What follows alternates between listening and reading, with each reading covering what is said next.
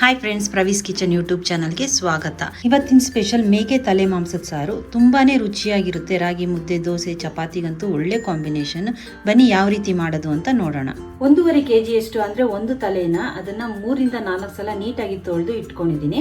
ಒಂದು 3 ರಿಂದ 4 ಸಲ ಆದ್ರೂ ತೊಳಿಲೇಬೇಕು, ಯಾಕಂದ್ರೆ ಅದು ಸುಟ್ಟಿರೋ ಸ್ಮೆಲ್ ಇರುತ್ತಲ್ಲ ಅದೆಲ್ಲ ಹೋಗ್ಬೇಕು ಅಂತಂದ್ರೆ 3 ರಿಂದ 4 ಸಲ ತೊಳಿಲೇಬೇಕು. ಬ್ರೈನ್ ನಾನು ಸಾಂಬಾರ್ನಲ್ಲಿ ಹಾಕ್ತಾ ಇಲ್ಲ, ಯಾಕಂತಂದ್ರೆ ನಾನು ಇದರಲ್ಲಿ ಇನ್ನೊಂದು ರೆಸಿಪಿನ ಮಾಡ್ಕೊಳ್ತೀನಿ. ನೀವು ಬೇಕು ಅಂತಂದ್ರೆ ನೀವು ಇದರ ಸಾಂಬಾರ್ ಜೊತೆಗೆ ಹಾಕೊಳ್ತೀನಿ ಅಂತಂದ್ರೆ ನೀವು ಫಸ್ಟೇ ಹಾಕಕ್ಕೆ ಹೋಗ್ಬೇಡಿ. ಲಾಸ್ಟಲ್ಲಿ ಒಂದು ವೈಟ್ ಕಲರ್ ಬಟ್ಟೆ ಕಟ್ಟಿ ಬೇಕಾದ್ರೂ ಹಾಕೋಬಹುದು. ಇಲ್ಲ ಅಂತಂದ್ರೆ ಸಾಂಬಾರೆಲ್ಲ ರೆಡಿ ಆಗಿದೆ ಅಂದಂಗೆ ಲೋ ಫ್ಲೇಮಲ್ಲಿ ಇಕ್ಕಿ ನೀವು ಈ ಬ್ರೈನ್ನ ಹಾಕೋಬಹುದು. ಹಾಕೊಂಡು ಒಂದು 5 ನಿಮಿಷ ಕುದಿಸಿದ್ರೆ ಸಾಕು.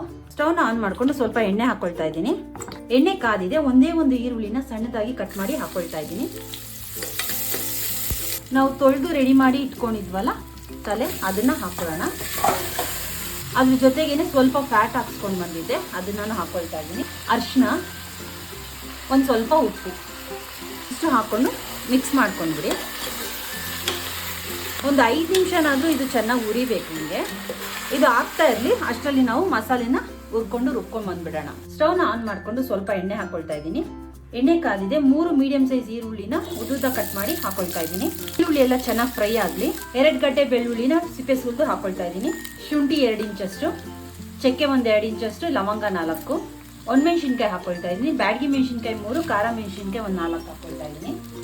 ನಿಮಗೆ ಖಾರ ಎಷ್ಟು ಬೇಕೋ ಅಷ್ಟು ನೀವು ನೋಡಿ ಹಾಕೊಳ್ಳಿ. ಎಣ್ಣೆನಲ್ಲಿ ಚೆನ್ನಾಗಿ ಫ್ರೈ ಆಗಬೇಕು. ಎಣ್ಣೆನಲ್ಲಿ ಹುರಿದು ಹಾಕೊಂಡಾಗ ನಿಮಗೆ ಹಸಿ ವಾಸನೆ ಇರಲ್ಲ, ಸಾಂಬಾರ್ ತುಂಬಾ ಚೆನ್ನಾಗಾಗುತ್ತೆ. ಒಂದು ಅರ್ಧ ಚಮಚದಷ್ಟು ಕಾಳು ಮೆಣಸು ಹಾಕೊಳ್ತಾ ಇದ್ದೀನಿ. ಸ್ವಲ್ಪ ಗಸಗಸೆ, ಒಂದು 1/4 ಟೀ ಸ್ಪೂನ್ ಅಷ್ಟು ಸೋಂಪು ಹಾಕೊಳ್ತಾ ಇದ್ದೀನಿ.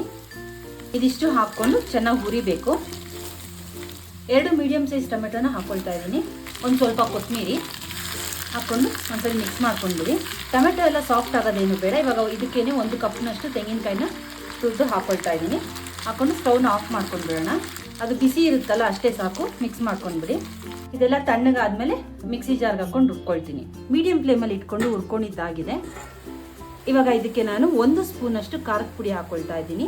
ನೀವು ಒಣಮೆಣಸಿನ್ಕಾಯಿ ಹಾಕಿಲ್ಲ ಹುರ್ಕೊಳ್ಳೋದಕ್ಕೆ, ಉರಿವಾಗ ಮಸಾಲೆ ಎಲ್ಲ ಹುರಿದ್ವಲ್ಲ ಅವಾಗ ಒಣಮೆಣಸಿನ್ಕಾಯಿ ಹಾಕಿಲ್ಲ ಅಂತಂದ್ರೆ ನೀವು 1.5 ಸ್ಪೂನ್ ಹಾಕೊಳ್ಳಿ, ಇಲ್ಲ ಖಾರ ಜಾಸ್ತಿ ಆಗುತ್ತೆ. ಮತ್ತೆ 1.5 ಸ್ಪೂನ್ ಅಷ್ಟು ಧನಿಯಾ ಪುಡಿ ಹಾಕೊಳ್ತಾ ಇದ್ದೀನಿ. ಒಂದು ಅರ್ಧ ಸ್ಪೂನ್ ಅಷ್ಟು ಗರಂ ಮಸಾಲ, ಇದು ಹೋಮ್ ಮೇಡ್ ಗರಂ ಮಸಾಲ ಹಾಕೊಂಡು ಒಂದ್ಸಲಿ ಚೆನ್ನಾಗಿ ಮಿಕ್ಸ್ ಮಾಡ್ಕೊಂಡ್ಬಿಡಿ. Home made non veg masala curry powder ಇದು. ನೀವು ನಾನ್ ವೆಜ್ ಸಾಂಬಾರ್ ಆಗಲಿ ಕರಿ ಆಗಲಿ ಮಾಡುವಾಗ ಇದನ್ನು 1 ಸ್ಪೂನ್ ಹಾಕೊಂಡ್ರೆ ಸಾಕು. ತುಂಬಾನೇ ಟೇಸ್ಟಿಯಾಗಿ ಆಗುತ್ತೆ ಸಾಂಬಾರು ಮತ್ತು ಕರಿ. ಟ್ರೈ ಮಾಡಿ. ಒಂದ್ಸಲಿ ಮಿಕ್ಸ್ ಮಾಡ್ಕೊಂಡ್ಬಿಡೋಣ. ನಾವು ರುಬ್ಬಿ ಇಟ್ಕೊಂಡಿದ್ವಲ್ಲ ಮಸಾಲೆ, ಅದು ನಾನು ಹಾಕೊಳ್ತಾ ಇದ್ದೀನಿ. ಮಿಕ್ಸಿ ಜಾರಲ್ಲಿ ಎಕ್ಸ್ಟ್ರಾ ಮಸಾಲೆ ಉಳಿದಿರುತ್ತಲ್ಲ ಅದನ್ನ ನೀರು ಹಾಕಿ ತಗೊಂಡಿದ್ದೆ, ಅದನ್ನು ಹಾಕೊಳ್ತಾ ಇದ್ದೀನಿ. ಇದಕ್ಕೆ 1.5 ಗ್ಲಾಸ್ ಅಷ್ಟು ನೀರು ಹಾಕೊಳ್ತಾ ಇದ್ದೀನಿ. ಹಾಕೊಂಡು ಮಿಕ್ಸ್ ಮಾಡಿ ಚೆನ್ನಾಗಿ. ಮಿಕ್ಸ್ ನೋಡಿ, ತುಂಬಾ ತೆಳ್ಳಗೂ ಇಲ್ಲ ತುಂಬಾ ಗಟ್ಟಿನೂ ಇಲ್ಲ, ಇಷ್ಟಿದ್ರೆ ಸಾಕು. ಇವಾಗ ಲಾಸ್ಟಲ್ಲಿ ಉಪ್ಪನ್ನ ಒಂದ್ಸಲಿ ಚೆಕ್ ಮಾಡ್ಕೊಳ್ಳಿ. ಒಂದು ಕುದಿ ಬಂದ ಮೇಲೆ ನಾವು ಲಿಡ್ನ ಕ್ಲೋಸ್ ಮಾಡ್ಕೊಳ್ಳೋಣ. ಕುದೀತಾ ಇದೆ, ಇವಾಗ ಲಿಡ್ನ ಕ್ಲೋಸ್ ಮಾಡ್ಕೊಂಡು ಬಿಡೋಣ. ಒಂದು 3 ರಿಂದ 4 ವಿಜಿಲ್ ಆದ್ರೆ ಸಾಕು. 4 ವಿಜಿಲ್ ಆಗಿದೆ. ಸ್ಟವ್ನ ಆಫ್ ಮಾಡ್ಕೊಳ್ತಾ ಇದ್ದೀನಿ. ಇಮಿಡಿಯೇಟ್ ಓಪನ್ ಮಾಡೋದು ಬೇಡ, ಪ್ರೆಷರ್ ಎಲ್ಲ ಕಮ್ಮಿ ಆದ್ಮೇಲೆ ಓಪನ್ ಮಾಡ್ಕೊಳ್ಳೋಣ. ಲಿಡ್ನ ಓಪನ್ ಮಾಡ್ತಾ ಇದ್ದೀನಿ. ತಲೆ ಮಾಂಸ ರೆಡಿ ಆಗಿದೆ. ನಿಮ್ಗೆ ಇಷ್ಟ ಆಯ್ತು ಅಂದ್ರೆ ಒಂದು ಲೈಕ್ ಮಾಡಿ, ಸಬ್ಸ್ಕ್ರೈಬ್ ಮಾಡ್ಕೊಳ್ಳಿ.